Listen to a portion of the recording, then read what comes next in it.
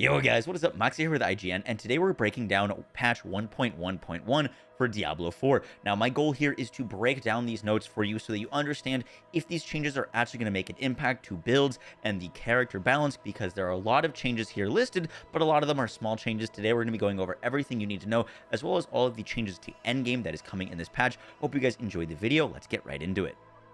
For the format of this video, we're going to start with the general changes to the game, and then we'll get into the class-specific balancing. And one of the biggest things that they're changing in this update is they are upping the density in Nightmare Dungeons and Hell Tides. Now, showing on the screen right now is what density looks like in Nostrava Deepwood currently, and now showing is what it's going to look like after the buffs. These buffs are approximately 58% increases in density. Now, this isn't going to be 58 across the board. There's going to be scales. Some dungeons have more density already. They're not going to need as much density. Some dungeons really need a big buff to density.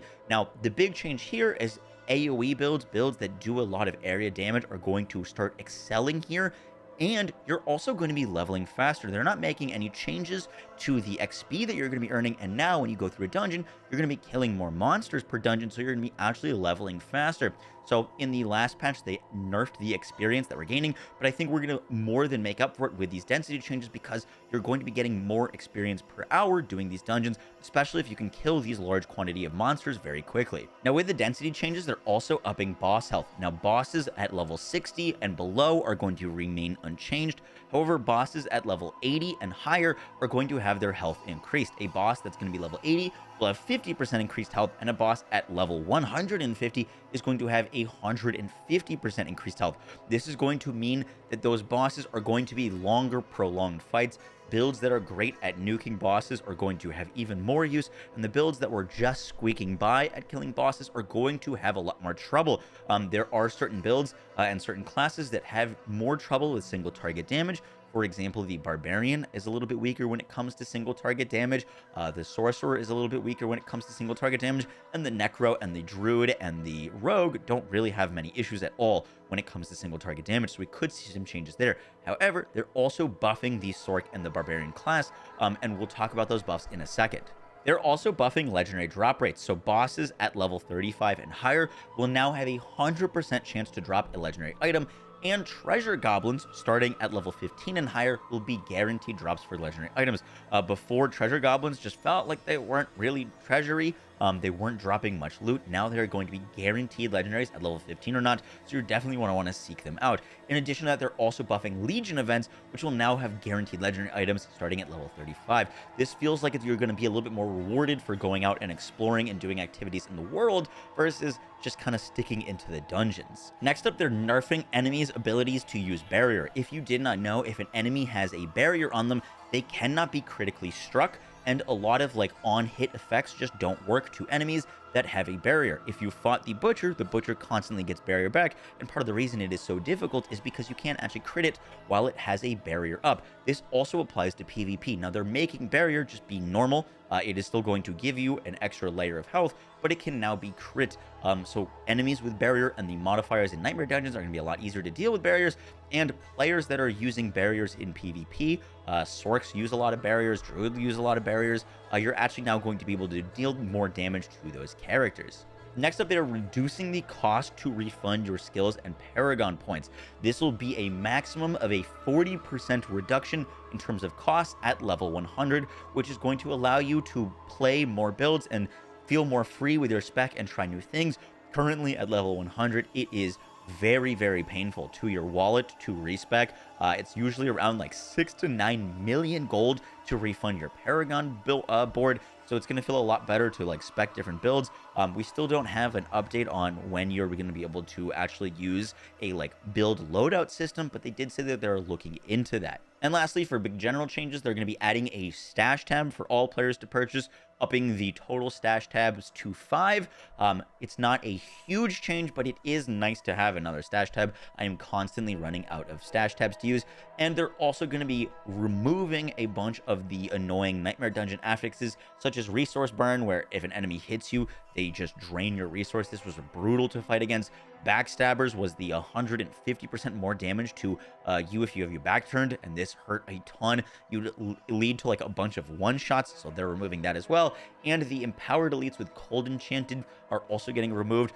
If you hadn't fought these empowered elites with cold would just constantly freeze you and CC you. They were brutal to fight against if you didn't have a constant source of unstoppable, and no one likes being CC'd and losing control of their character, so they're removing that as well.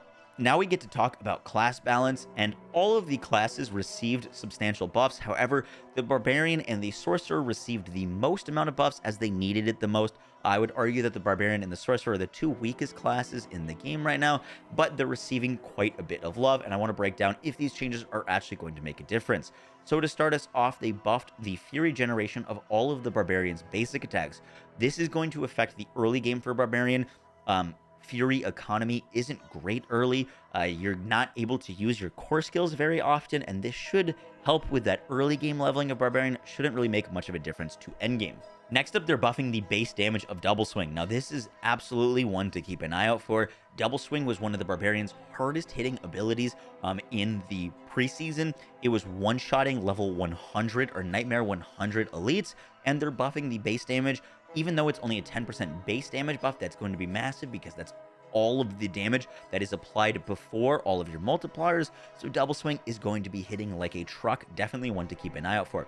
Next up, they're buffing Enhanced Rupture. This is the explosion that Rupture does in blood to surrounding enemies. There are builds that chain Rupture and the Bleed explosions to nearby enemies. This is getting a massive buff from 45% to 70%.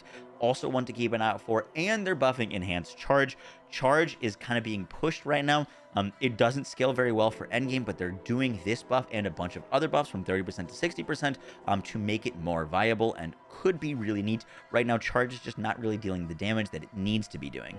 Next up, they're buffing Violent Upheaval. The issue with Violent Upheaval is that it gives you Berserking, and if you don't pick Violent Upheaval, you actually get the other augment is 50% increased damage for Upheaval, and there's so many other options to get Berserking in your skill tree that I don't know why you would pick Upheaval to get your Berserking when you could pick 50% increased damage, so not a great change there.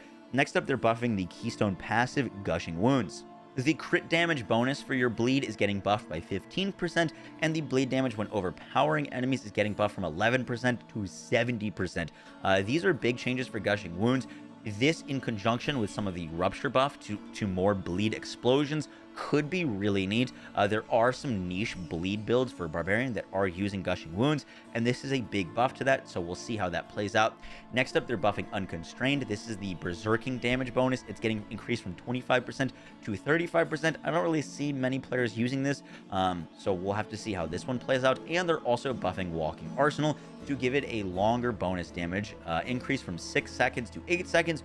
Great change there. Walking Arsenal is being used by quite a bit of builds where you just spam a lot of your skills, and it's going to have even more uptime for your big damage bonuses. For the unique buffs, there are some nice things here. They're removing the cooldown reduction affix on the Fields of Crimson to bonus crit damage. The Hellhammer is getting buffed. They're replacing the crowd-controlled affix to bonus crit damage and increasing the damage that the Hellhammer deals. And the buff that I'm most excited for is the Ramalani's Magnum Opus. Physical damage affix is getting replaced with vulnerable damage. The Ramalani's Magnum Opus is one of the best in-slot weapons for a Whirlwind Barbarian, and that is going to be even better now that it's going to have vulnerable damage as an affix. Next up, we get to the Rogue class, and all of the changes are showing on screen for Rogue. Now, a lot of these changes are nice quality of life things, but the real big one here is that they're buffing Siphoning Strikes. Siphoning Strikes is what a lot of rogues use to heal. This is the ability that when you are hitting enemies and you are critically striking them, you're going to be healing for a percentage of your maximum life. This is a huge help for rogues and staying alive when you're fighting enemies that are close to you, and they nerfed it to have a lucky strike chance. Now it's going to have an even better chance of proccing, which should improve the survivability of rogues throughout the whole game. It's only a 10% buff, but it should feel a little bit better there. And also, they're buffing the Wind Force, where its all stats is getting replaced with vulnerable damage. I know a lot of players don't really like the Wind Force, so we'll see how that vulnerable damage plays out. And they're also buffing Poison Trap, which is a pretty awesome skill, getting almost a 50% buff to its damage for Poison Trap, which is really cool for poison builds, as poison builds for Rogue are already quite strong. Next up, we get to the Druid. All of the Druid's basic attacks are getting increased Spirit Gen. Should help with some early game for Druid because Spirit is quite difficult for Druid early. It's one of the big issues that you need to solve. And then they buffed the Companions a ton. This is basically a Companions buff for Druid. They said in their campfire chat that they didn't realize how many players wanted to play Companion Druid, and they didn't want Companion Druid to overshadow the Necromancer, so it kind of intentionally wasn't very good. They're getting tons of buffs across the boards to the wolves, particularly the wolf aspects that are going to make the wolves deal more damage. They're getting big bonus damage increases, more fortified. The ravens are going to deal more damage. Rabies, which is a skill that not a lot of players were using in their builds, is getting a massive buff of over 30% damage to rabies, which should be really, really nice. And overall, the Druid changes, I think, are going to be quite nice. A companion build could be something that is viable. I know there are some crazy players out there that have cleared Nightmare 100 with a companion Druid, but it's definitely a niche build.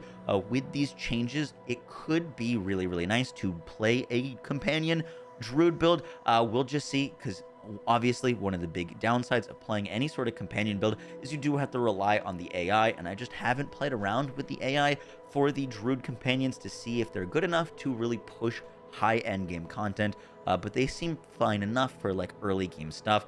Pretty cool things there for the Druid. The Druid already has some of the best build diversity in the game, so having the possibility for another totally new playstyle to be viable at endgame is really exciting. Next up, we get to our Sorcerer, which has a ton of changes, particularly towards the fire build and playstyle of Sorcerer. Ice has been dominating the meta for Sorcerer builds, so a lot of these changes are to increase build diversity, bring up the power of the fire builds, and they're also giving some nice builds to survivability, as well as the damage of the lightning builds. Some big changes here are buffing the crit damage and radius of Fireball. They're buffing the amount of damage that Chain Lightning gets per bounce, and there's aspects that you can make Chain Lightning bounce more times, so Chain Lightning should be ramping up its damage as it bounces around, which should be really, really cool. Next up, they're buffing Veer's Mastery, which is a keystone passive. You're going to get more damage to close enemies. They're also buffing Combustion a bunch.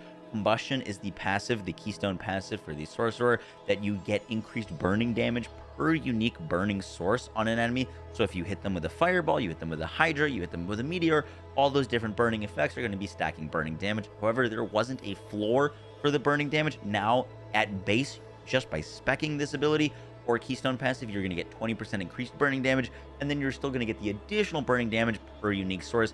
Nice little buff there. Next up, they're buffing the Territorial Glyph. This gives you increased damage reduction to close enemies and damage to close enemies, which the Sorcerer is constantly fighting against. This is a pretty awesome buff for those builds that are getting in close, giving you more survivability for aggressive Sorc playstyles. This is only getting buffed on the Sorcerer. All the other classes are only going to have the 10% damage reduction. Sorc is getting another 5% damage reduction, and then a lot of the nodes in the Paragon board for the Sorcerer that are buffing the damage reduction that you're going to be getting. They're only buffing a lot of these nodes by 1% damage reduction, but if you're picking up all of these, you're going to see anywhere from 5 to 10% more damage reduction for your Sorcerer builds, which should be nice quality of life. I don't think it's going to make the Sorcerer be a super tanky character, but on Sorc, if you've got your cooldowns, you've got your abilities up, you should be having a little bit better time surviving with these increases to damage reduction. Next up, they've got some pretty massive buffs to the aspects. The Serpentine aspect, which would originally give you an extra Hydra, but reduce the Hydra duration, is now actually going to buff the Hydra's duration. Aspect of Conflagration, which gives you increased burning damage, they're buffing. Aspect of Engulfing Flames, which gives you burning damage, they're buffing. Aspect of the 3 Curses, which increases the crit damage of Meteor and Fireball, they're buffing that as well. Flame Walker's aspect, which gives you bonus movement speed, they're buffing that as well. A lot of buffs to the fire builds and just quality of life for that. They're buffing up the gravitational aspect that Ball Lightning orbits you and deals increased damage. This is used by basically every single Ball Lightning build, so that's a nice straight up buff there. Aspect of the Unbroken Tether, additional Chain Lightning bounces increased from 2 to 4. This is more bounces for Chain Lightning, which they're also buffing the amount of damage that it's going to be getting, so that's some really nice synergy there. Speaking of lightning builds, they're also buffing the damage reduction from the Veer's Mastery key passive. It's going up from 6 to 9% damage reduction for each close enemy, up to 18 to 27% on the Mage Lord's aspect. This is really, really nice for survivability for lightning builds. Lightning builds are constantly going to be up close to enemies, particularly with the Ball Lightning build. This is going to give you a ton more survivability. They're buffing up the Frozen Orbit aspect, which gives you damage increased with the Frozen Orb, which is actually one of my favorite skills in like past Diablos. Haven't loved it as much in Diablo 4, but they're buffing that up as well. And they're also buffing the Snow Guards aspect while within your own Blizzard, and for 3 seconds after leaving it, you're going to take 20 to 25% less damage. Blizzard is a really popular ice ability right now for Sorc, so that's also going to be getting a lot more survivability with that aspect. All in all, the Sorc changes are looking pretty great. The big question is the fire playstyle and the fire builds going to be strong enough now that all of these buffs are happening? And I'm still not sure. However, one thing that I do know is the lightning Sorc and chain lightning, particularly more towards the ball lightning, is honestly quite strong already, and it's seeing increases to its damage, it's seeing increases to its survivability across the board. And so the ball lightning and the like lightning playstyle might actually now be up there with the like ice setups for Sorc, which will be really, really interesting. Just don't really know quite yet if the like changes to all the burning damage and the burning damage affixes and key passives and all those things will actually make the flaming and burning playstyle as viable as lightning and ice. And lastly, we get to the Necromancer. One of the coolest changes to the Necromancer is they're buffing the Wither Legendary Paragon board. It's going to have its requirements to get its damage reduced, and the bonus damage that you're going to be getting per 40 willpower is going to be increased. The Willpower Legendary node reads your shadow damage over time effects have a 5% chance to deal 50% bonus damage each time they deal damage. This chance is increased by 1%, and bonus damage is increased by 2.5% for each 40 willpower that you have. This is going to be really, really nice because already the like dark or blight damage over time Necromancer is pumping damage already. This is going to be a pretty nice buff for a build that is already doing pretty well, so pretty awesome to see there. In addition to that, they're buffing the aspect of Decay. This reads, each time the Shadow Blight key passive deals damage to enemies, it increases the next Shadow Blight's damage within 10 seconds by 20 to 40%. They are buffing that up to 45%, which is a nice another little buff for that build. They're also giving some nice buffs to bone builds, which, to be honest, probably didn't need the buffs, but they're giving more options to regen essence with the build, and a lot of bone builds scale a lot of the damage off of their essence. So the aspect of Torment reads, critical strikes with bone skills increase your essence regeneration by 30% for 4 seconds. This aspect is getting buffed to 170% increased essence regeneration, which could become a must-have aspect for bone necromancers, which would be really, really cool, as they wouldn't have to rely on other resource generators. They could probably get a lot of their essence regen off of this aspect alone. They're also buffing the aspect of exposed flesh. This is used on particularly bone builds. It used to read up to a 10% chance to generate 30 to 50 essence when hitting a vulnerable enemy with your bone skills. Now they're removing the requirement for it to be a bone skill, so now anytime that you hit a enemy that is vulnerable, you have a 10% chance to generate 30 to 50 essence. So Necromancer is going to see a lot of quality of life improvements to their essence generation, which is going to make the class feel better. Pretty nice quality of life changes. And speaking of quality of life changes, they're also reducing a lot of the damage that enemies are going to be dealing to your minions, particularly the Balrog Fire Breath and the elite affixes Fire Enchanted, Electrified Obelisk, and Shocklands. These affixes were deleting your minions very, very quickly and could lead to some frustration when you're trying to go for a minion build. So some nice quality of life changes to not only minion Necromancer, the Shadow Blight Necromancer, but also just resource generation as a whole on the Necromancer class. That is going to do it for our summary here at IGN of patch 1.1.1. All in all, some really great changes here. I'm still unsure on if Fire Sorcerer is going to be able to keep up with Lightning and Ice Sorc, but we did see some nice changes to the Barbarian in terms of bleed builds, in terms of double swing, which is looking really good. The Sorc is getting a lot more damage reduction, which should lead to more survivability. Some nice quality of life changes to the electric builds. Necromancer is going to have an easier time generating essence and should feel better early game and kind of that like mid game when you're trying to get into end game with all of that new essence generation. Blight builds are going to be stronger. And Druid and Rogue are getting some nice quality of life. Druid is getting the companion buffs, and Rogue is going to get increased survivability with the Siphoning Strikes buff. All in all, really good changes, and the fact that enemy density is getting buffed by 50% when this patch drops is really, really awesome. I can't wait to check out all these changes, and you can be sure that we will have coverage of all of these changes and the new build metas here over on IGN. That's going to do it for me. For more on Diablo 4, stay tuned to IGN.